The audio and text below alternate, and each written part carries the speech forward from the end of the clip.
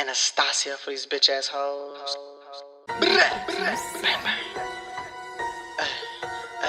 My highlights fucking poppin'. Hi guys, welcome back to my channel. So today I'll be showing you how I took these BalenciNahGuhs from Fashion Nova from plain Jane to ooh child. Yes ma'am, bling bling. So here is the inspo picture that I saw. I was like, ooh, I can make that because I just feel like I can make anything and everything because DIY is life. So let's go ahead and jump into this fashion DIY.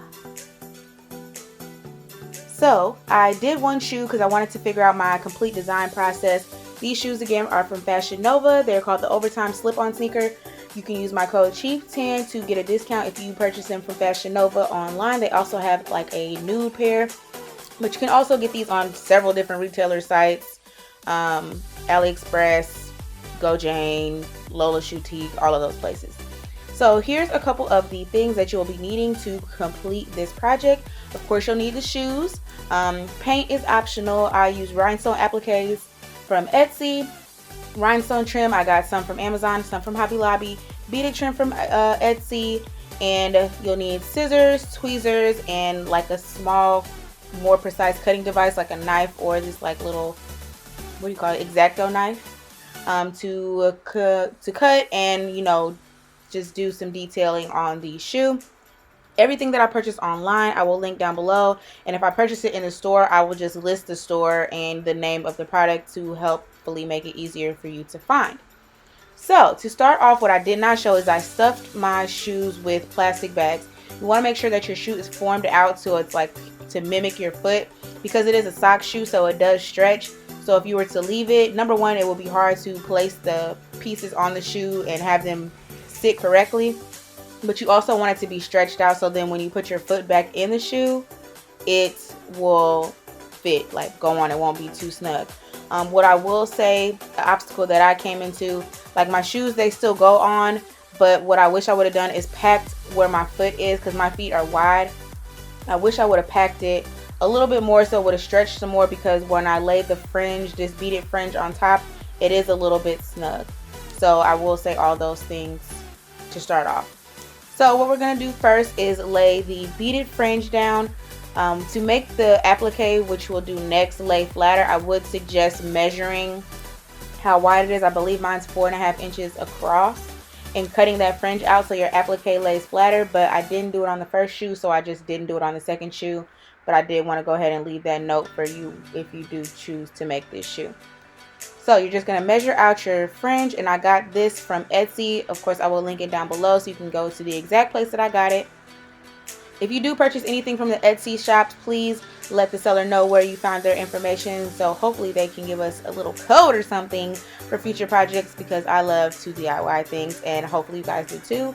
And if we can save the coin, we're going to save the coin. So we're just using E6000 glue. That's going to be your only adhesive for this entire project. So what I'm doing now is lining up the shoe, so I make sure that I lay the fringe pretty much exactly where I laid it on the other shoe. So we're going to use the first shoe as a reference before we, you know, adhere anything down. E6000 glue is great because it is an industrial strength glue. Your project is not going to go anywhere. You just need to let it curate for as long as it says to let it curate. Like I let mine sit a full day before I even attempted to try it on. And also it's not super quick drying. It does take about like 2 minutes to like really fully, not fully secure, be secure, but more so than, you know, when you first lay it on. So it's good that it's adjustable. Another thing is if you see that you lay something down and you get glue residue somewhere, you have a little bit of time to pick it up, and that's why I say tweezers are good, so you can take it off of your project so it doesn't mess it up.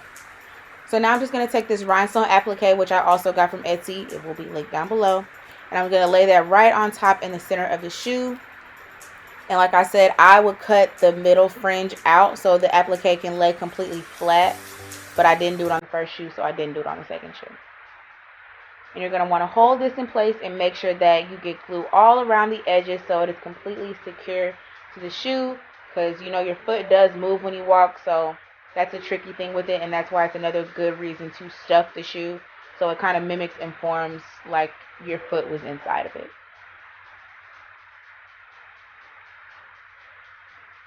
So I'm just going to take my time and make sure it's positioned how I like. and press down on it, hold it down a little bit.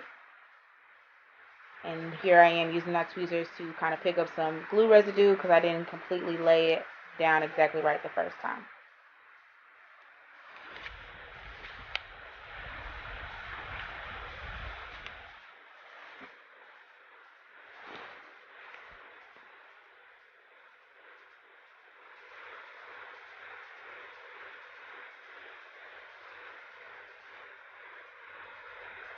Alright, so now that the applique is on, we want to cut this little bit of fringe off because we still want the hanging detail of it, but we don't want it to potentially be where we actually step our foot because that will just cause more unnecessary wear and tear on that part of the shoe and could potentially, you know, detach it from the shoe.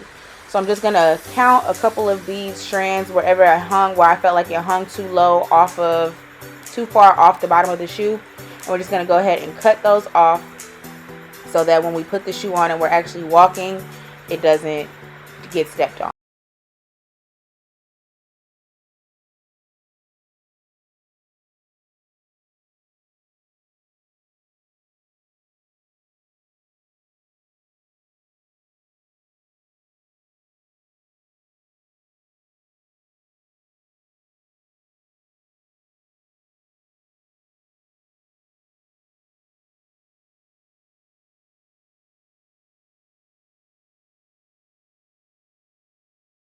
Thing we'll be doing is covering up the little ribbon portion of the beaded fringe. We're going to add some more rhinestones to make it more blingy. This first chain that I'm laying down is some bigger rhinestones. I believe they're 3mm, but I got this chain from Amazon. I saw it in Hobby Lobby, but it was like $13 a yard or something like that, or it was just really expensive when I could get 10 yards of it on Amazon for like $10, maybe a little bit less. I'll link it down below. But again, just taking the E6000 and I just count out however many beads I need, rhinestones, the length of the rhinestones, and this is thick enough, well, thin enough to be cut with regular scissors. Some rhinestone fringe or chain is too thick and you'll need to use like pliers or some type of other material to cut it, but these are thin enough to just be cut with normal scissors. And just lay it down, and now I'm using a smaller, I think these are like 1mm, and I got there from Metal Gallery, which you can get at Hobby Lobby. I think it's $20 for 3 yards, but Hobby Lobby always has a coupon, 40% off of one regular price item, and then Metal Gallery does also go on sale a lot for half off, so I would either take that time to get it or use their coupon and, you know, come back one day, buy one thing, and then come back another day and buy the silver, because I use silver and gold, but they will only let you use one coupon on one item. You can either, like I said, come in 2 different days and get it, or just come in and go to 2 different cashiers. Finesse the system. We're using this coupon, okay? And I'm just using my tweezers to make sure it's all lined up how I like. So now I'm just going to use the same smaller chain, rhinestone chain, and I put the big silver, small gold, small silver. So I'm just going to repeat the opposite thing. I'm going to leave the big silver alone. We're not going to add any more of that. And then I laid small gold and then small silver, and I'm just laying it to where the fringe, the beaded fringe doesn't, you can see like a little gap between where the fringe lays and the bottom of the shoe to where we cut it off. I hope that's making sense. And you can see I'm counting, so I know how many I need. I'm going to do the same thing with the silver so I can more easily just lay them down. So we snip, snip, put a little glue, and use our tweezers to make sure it's lined up all nice and even.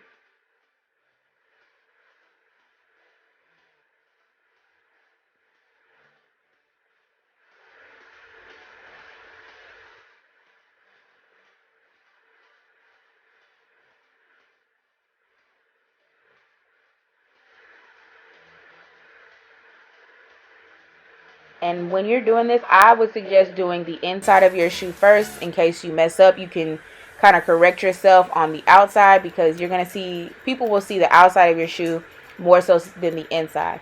I didn't do it on this shoe, but I did it on the other shoe, and that's why I said I need to make a mental note of that. So yes, I would suggest doing everything on the inside of the shoe first, So if you mess up, you be like, oh, I didn't like how this looked on the inside, let me do this on the outside. So now the final portion of this shoe is to paint. You can decide wherever you want to paint. I just did like every other little block. And this gold foil metallic paint I got from JoAnns fabric. You're going to want to use this flat, precise, kind of stiff brush, and you're going to want to do it in layers. Make sure when you're painting it that you don't leave any like clump of paint in one area, because it won't look as nice and it won't lay flat. And again, this does not go on completely opaque the first time, so you're going to want to do it in layers. It does dry pretty quickly though, and if you do mess up, you can just use soap and water and it'll come off. I would suggest using a Q-tip if you want to use more precise areas, or just like a regular, what I call car towels, and that's what you just, you know, clean the house with and stuff like that. So as you see, I'm laying the brush flat and painting in layers. You can see it's kind of sheer on this first coat. I'm going to do the inside and the outside, and once you finish one side, usually the other side is dry, so then you can go back and do your another coat. I did about 3 coats per section, and here I'm just wiping off any dirt or anything I see. And that's another thing I should have said at the beginning. I did wipe off the bottom area of the shoes, because these are my old pair. I wiped off the bottom of the shoe with soap and water to make it as white and clean as possible. But I did go ahead and order another pair of these shoes from Fashion Nova, because I wanted a blingy pair and just a regular pair, because these shoes are hella dumb comfortable. And once you finish painting, your project's all done. You want to let it sit for a couple days, or at least one full day, and then you can wear them things. You jazzy girl. Turn up. She's so cute. Alright guys, and this is our finished product. She's so blingy, so cute, and you made her. Every time I make a new little project, I'm like, oh my god, I did that. So I hope you all enjoyed this fashion DIY. We will be doing some more, because I'm just feeling really inspired and really creative. So I'll try to film as many as I can and upload them for you. So yes, if you have not already, make sure you subscribe, hit that like button, and hit all notifications on the notification bell, so you're always notified when I have a new upload.